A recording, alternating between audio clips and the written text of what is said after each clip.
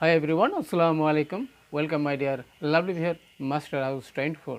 আমি মোহাম্মদ মুক্তার হোসেন ইউনিভার্সিটির মোহাম্মদ আলী একাডেমি সবাইকে স্বাগতম শুভেচ্ছা এবং অনেক অনেক ভালোবাসা জানিয়ে আর সেই সাথে তোমাদেরকে আমাদের মহান 21শে ফেব্রুয়ারি শহীদদের শ্রদ্ধা জানিয়ে আজকে তোমাদের জন্য অত্যন্ত ইম্পর্টেন্ট এবং ইন্টারেস্টিং টপিকস নিয়ে আলোচনা করব। সেই টপিকটি কি? সেটি হচ্ছে বন্ধুরা, হাউ টু মেক 6 সেন্টেন্সের ফ্রম সাবস্টিটিউশন টেবিল। তোমরা যারা 6 থেকে 12 ক্লাসে রয়েছো সবারই কিন্তু এই টেবিল রয়েছে, আর সেই টেবিল থেকে আমরা কিভাবে মিনিংফুল সেন্টেন্স তৈরি করতে পারবো আজকের ভিডিওটি তোমাদের জন্য। তোমরা যারা আমার চ্যানেল নতুন রয়েছো অবশ্যই চ্যানেলটি সাবস্ক্রাইব করবে তোমাদের প্রতিদিনকার নিত্য নতুন ভিডিও পেতে। আর যারা সাবস্ক্রাইব করছো many many thanks. So no more talk, now go to our white board, try to understand today's lesson how to make 6 sentences from substitution table. Now start. Hello my dear lovely viewers, আমরা বলছিলাম যে how to make 6 sentences from substitution table for SSC দাখিল HSC 6 থেকে 12 ক্লাসে রয়েছে 2023 সালে সবারই কিন্তু ভেরি ভেরি ইম্পর্টেন্ট। আমাদের ধারাবাহিক ক্লাসের আজকে আমাদের 91 অর্থাৎ 100 ভিডিওর মধ্যে আমাদের 91 নম্বর ভিডিওটি আজকে। সেটা অবশ্যই আমরা কিভাবে আমরা চেঞ্জ করব, কিভাবে আমরা বাক্যটি তৈরি করব। প্রথমে আমাদের দেখতে পাচ্ছি প্রাইস হাইক, তারপর দেখছি সাম পিপুল, সাম গিডি পিপুল, the government, the poor, but it. ওকে, আর মানে হয় সাবার মানে ভোগা, ইস মানে হয় ট্রাইস টু চেষ্টা করা, আর হ্যাভ টু করতে, রেসপন্সিবল মানে দায়ী ফর প্রাইস হাইক দ্রব্য সামগ্রিক দাম বৃদ্ধি করার জন্য, স্টেপ মানে অনাহারে থাকা, তারপর আছে not easy task, a common problem in our country, A lot for it, control price hike. তাহলে আমাদের মিনিংফুল এই সেন্টেন্স তৈরি করার সময় অবশ্যই আমাদেরকে মনে রাখতে হবে। তাহলে আমাদের 6টি লিখতে হবে। প্রথম যেটি আমরা লিখব কি, প্রাইস হাইক। তাহলে আমরা লিখব কি, PRIC price hike, HIK price hike, ইস মানে কি হয়। তাহলে এ কমন মানে কি একটি, এ কমন প্রবলেম মানে কি সমস্যা। ওকে, ইন আওয়ার কি কান্ট্রি। ওকে, তাহলে আমরা দেখলাম যে price hike is a common problem in our country. তাহলে আমরা কিভাবে আমরা মিনিংফুল সেন্টেন্স তৈরি করতে পারবো ফ্রম দিস টেবিল। এখানে তথ্যগুলো দেওয়া আছে এবং মিনিংফুল অর্থপূর্ণ বাক্য তৈরি করতে হবে। নেক্সট আমরা যাবো বন্ধুরা, সেটি কি।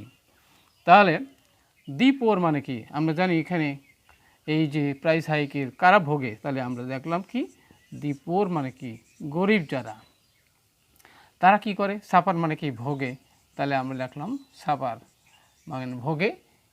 এ লট মানে কি প্রচুর কষ্ট পায়, এ লট ফর কি ইট তারা কষ্ট পায়। গরিব মানুষেরা বেশি কষ্ট করে, দ্রব্য সামগ্রীর দাম যদি বেশি যায়, হাতের নাগালের বাইরে চলে যায়, তাহলে সেভাবে কি করতে পারে। এবার কি করে বন্ধুরা, সাম পিপুল মানে কিছু লোক আছে, তারা কি করে, সাম পিপুল কিছু লোক আছে, তারা কি করে, তারা কি করে, দে হ্যাভ টু তাদের কষ্ট করতে হয়, দে হ্যাভ টু স্ট্রেপ মানে কি অনাহারে থাকা, STRAV স্ট্রেপ। তাহলে এখানে কিছু মানুষ আছে তাদেরকে অনাহারে না খেয়ে থাকতে হয়। নেক্সট আমরা যাবো বন্ধু, সেটা কি, যেখানে বলতেছে সাম গিডি পিপুল মানে কি এই দ্রব্য সামগ্রী বৃদ্ধির জন্য কারা দায়ী। তাহলে আমরা এখানে লিখব কি, সাম গিডি পিপুল, সাম GREE গ্রিডি পিপুল মানে কি কিছু লোভী মানুষরা কি, আর মানে হয়, তাহলে আর এখানে রেসপন্সিবল মানে কি RESPONSI রেসপন্সিবল ফর কি PRIC price HIK price hike দ্রব্য সামগ্রী দামের জন্য কিন্তু কিছু লোভী মানুষ যারা আছে তারাই কিন্তু দায়ী। এবার কী করছে, দি গভর্নমেন্ট মানে কি সরকার, তাহলে আমরা লিখব কি দি গভর্নমেন্ট, দি গভর্নমেন্ট কী করে ট্রাইস, দি গভর্নমেন্ট ট্রাইস মানে কি চেষ্টা করে,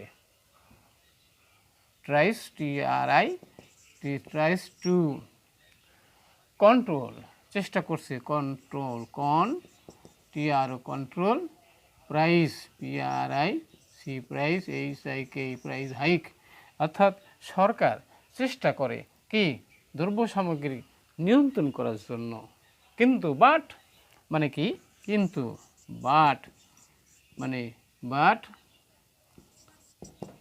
it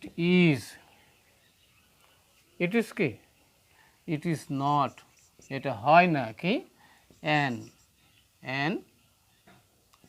an easy task মানে কি কাজ ওকে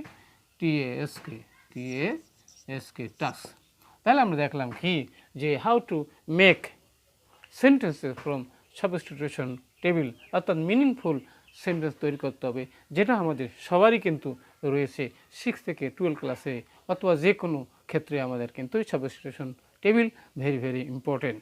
আজকের ভিডিওটি অবশ্যই তোমাদের ভালো লেগেছে, আর যদি ভালো লাগে অবশ্যই লাইক শেয়ার করবে। সবার সুন্দর এবং সুখী জীবন কামনা করে পরবর্তীতে নতুন বিষয়ে কী বিষয়ে তোমরা জানতে চাও অবশ্যই কমেন্টস করে জানিয়ে দাও। সবার সুন্দর এবং সুখী জীবন কামনা করে আবারও মহান 21শে ফেব্রুয়ারিতে যারা আমাদের ভাষার জন্য প্রাণ দিয়েছিল তাদের আবারও শ্রদ্ধা জানিয়ে এখানে শেষ করছি। আল্লাহ হাফেজ।